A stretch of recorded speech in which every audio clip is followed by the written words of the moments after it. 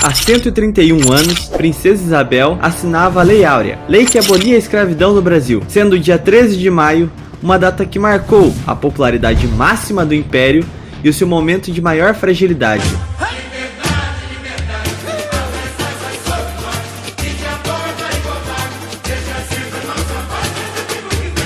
A abolição da escravatura no Brasil foi uma causa marcada por seu heroísmo e muita luta. Mas para compreendermos o porquê de tanta resistência a uma questão humanitária, temos de voltar um pouco no tempo. O país, ainda em seu período colonial, se tornou uma potência agrária por conta de nosso solo extremamente fértil. E esta área da economia necessitava de mão de obra. O resto você já subentende. Assim veio a escravidão. O histórico da ação abolicionista é muito anterior a 1888. Durante a independência do Brasil, do Reino de Portugal, José Bonifácio, pai fundador do Brasil, já tinha planos de fundar o país livre da escravidão. Mas a ideia foi para a gaveta. Com a independência, o país precisava de uma economia independente. E como o Brasil era um país agrário, a elite econômica era dona de escravos. Para ter apoio dela, era necessário preservar seus meios de produção. A situação muda de figura no segundo reinado. Dom Pedro II era a favor da abolição, pois além de seu lado humanitário, a escravidão também atrasava o país, atrapalhando a industrialização do país e queimando o nosso filme com a comunidade internacional. O problema para o monarca era constitucional. No país, não tivemos uma monarquia absolutista. Sendo assim, o imperador não era o dono da cocada preta. Ele não mandava e desmandava. Seu papel era de supervisionar os demais poderes. Estilo Inglaterra, sacou? Rainha Elizabeth e tudo mais. Sendo assim,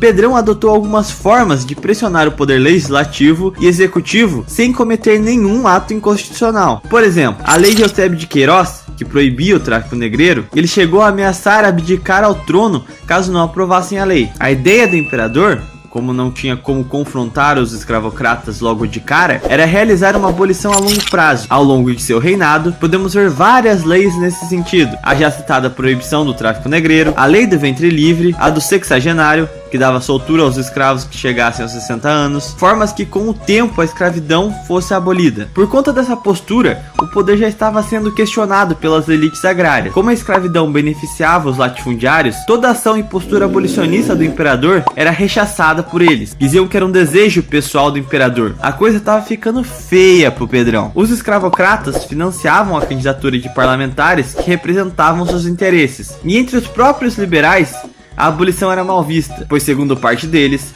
violava o direito de propriedade. Nessa onda, os liberais e oligarcas escravocratas foram se aproximando cada vez mais do republicanismo. Tanto é que o Manifesto Republicano foi escrito por membros do Partido Liberal. E o golpe que deu início à República, em 15 de novembro de 1889, foi apoiado pelos escravocratas. Do final de 1870 até 1888, ganhou força o movimento abolicionista. Lideranças como Joaquim Nabuco, André Rebouças, Antônio Bento, José do Patrocínio e até a própria Princesa Isabel, que era superativa dentro do movimento, ganharam muita notoriedade. A regente, por essa razão, esta proximidade com as questões sociais, ficou muito benquista por todo o país. Os nomes que citei aqui eram todos monarquistas. Até mesmo José do Patrocínio, que era um radical republicano, ao se aproximar da princesa, se converteu à monarquia. Patrocínio foi precursor do que hoje conhecemos como isabelismo. Fato é, a princesa Isabel era zica. Ela era tipo uma Daenerys Targaryen da vida real. Fica a referência para quem assiste Game of Thrones. Isabel,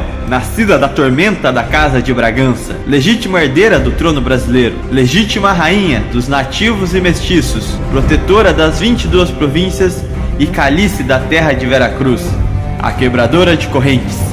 Suas ações eram quase uma declaração de guerra aos escravocratas. Ela fazia parte do movimento abolicionista, frequentava grupos de cultura afro, refugiava escravos fugitivos no Palácio de Petrópolis, pagava a alforria de escravos, financiava quilombos. Um dos mais famosos quilombos da época era o Quilombo de Leblon, que além de sediar festas abolicionistas, realizava o cultivo de flores camélias brancas, que era a flor símbolo da luta pela abolição. Ela era uma figura tão reconhecida que um grupo formado por recém-libertos, os famosos capoeiristas abolicionistas de rua fundaram a Guarda Negra, um movimento negro que lutava unicamente pela defesa da monarquia. As elites, ao verem que o próximo chefe de estado seria uma mulher abolicionista, ficaram, vamos colocar assim, bastante pistolas. Eu tô brabo, mano.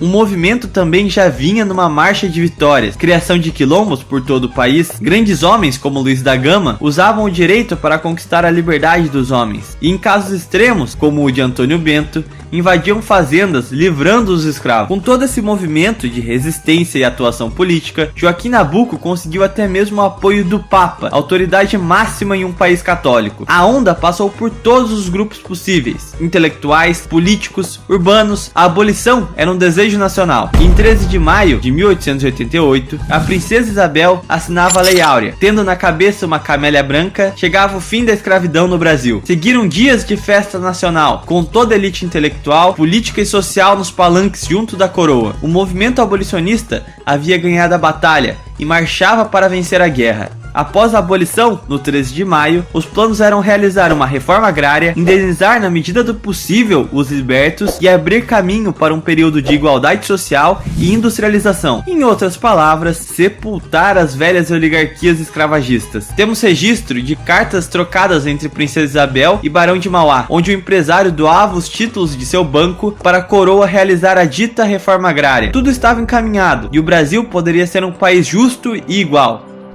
Só que não. Nas sombras, os descontentes com o império, escravocratas e republicanos, travavam seus planos e aguardavam a hora certa para expor as suas intenções golpistas. Mas se quer saber como essa história acaba, curte minha página no Facebook e se inscreve no meu canal no YouTube, porque semana que vem tem mais.